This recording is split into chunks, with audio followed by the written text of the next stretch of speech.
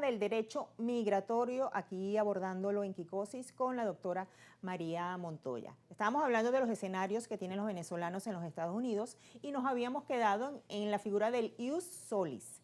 ¿Habías terminado lo que es el concepto? El ius solis es el derecho que le permite a cualquier ciudadano que nace en el territorio americano de obtener la nacionalidad estadounidense, y esto está consagrado en la Constitución americana en su enmienda 14ª.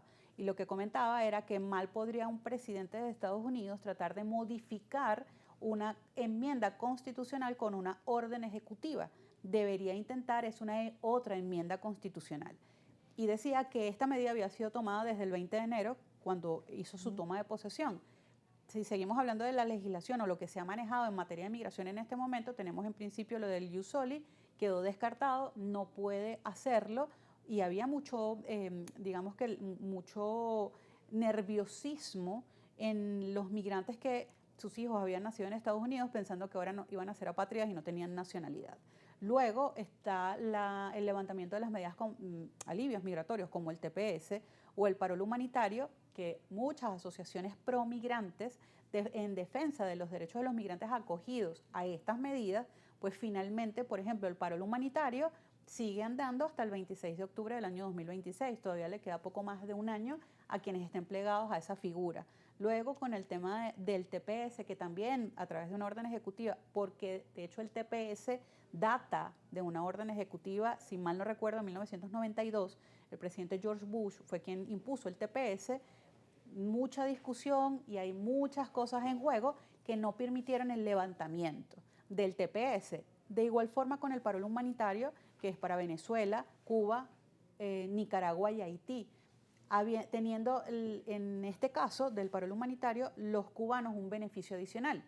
Si bien es cierto, el cubano en Cuba tiene un sponsor, un patrocinante familiar en Estados Unidos, residenciado, legal, y trata de llevárselo a Estados Unidos, se pliega a la figura de parol humanitario.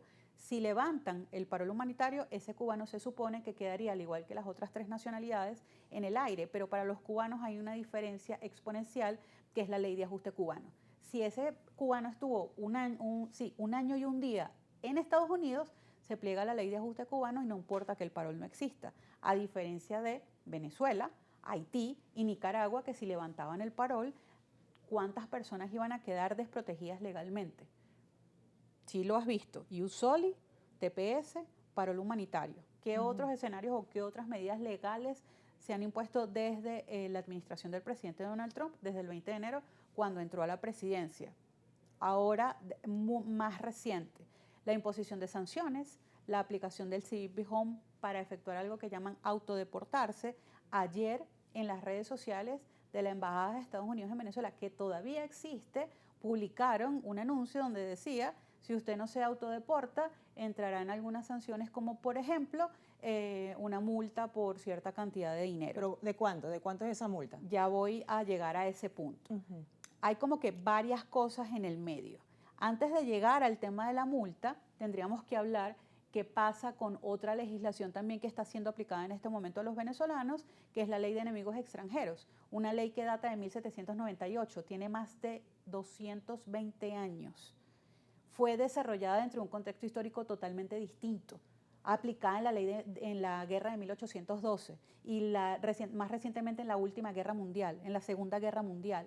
Es inverosímil pensar que van a aplicar esa ley en este momento, en un contexto distinto, cuando se supone que esa ley le permite amplios poderes al presidente de Estados Unidos para que determine o catalogue a un país como enemigo y en base a eso deportar a los ciudadanos de esos países enemigos de forma sumaria, es decir, rápido, sin proceso, sin defensa, deporto y ya, adiós. ¿Y dónde queda el derecho a la defensa? ¿Y dónde queda el derecho legítimo de yo quedarme en ese país si tengo una protección legal, así sea no permanente, sino temporal? Hay muchas cosas en juego. Esta ley de enemigos extranjeros está siendo utilizada por la administración de Donald Trump para encapsular el Tren de Aragua. ¿Qué es lo que sucede?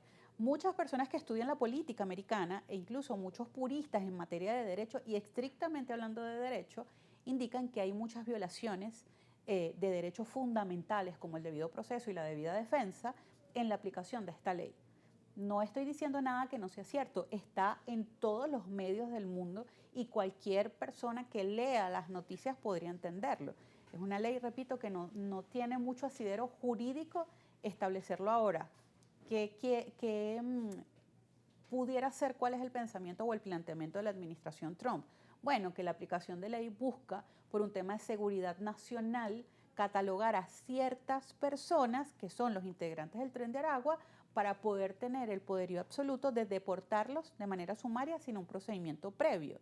Sí, cualquier país que se considere como tal tiene soberanía absoluta y en protección de sus nacionales puede tomar las medidas que correspondan. Sin embargo, también hubo un pronunciamiento de la administración de Estados Unidos donde indicaba que se equivocaron en la determinación de una o dos personas, creo.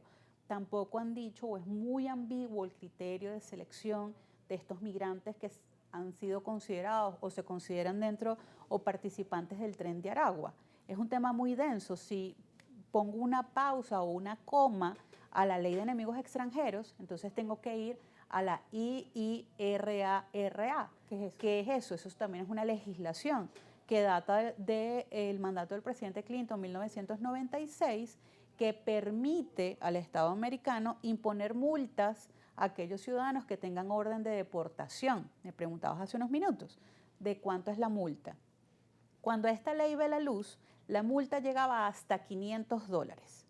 En una modificación que sufrió $500 mensuales. $500 en un número amplio. No decían de cuánto a cuánto, si diario, si mensual, quincenal. Okay. Durante el primer mandato del presidente Donald Trump fue modificado y lo llevaron hasta $998 diarios.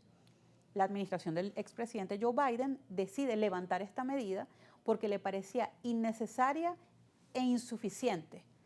No da abasto el sistema en materia migratoria para determinar quiénes sí, quiénes no, quién pagó y quién no. O sea, el tema migratorio abarca tantos extremos, como verás. Es un abanico muy grande que poner en marcha todo el aparato jurisdiccional es muy complicado. Sí.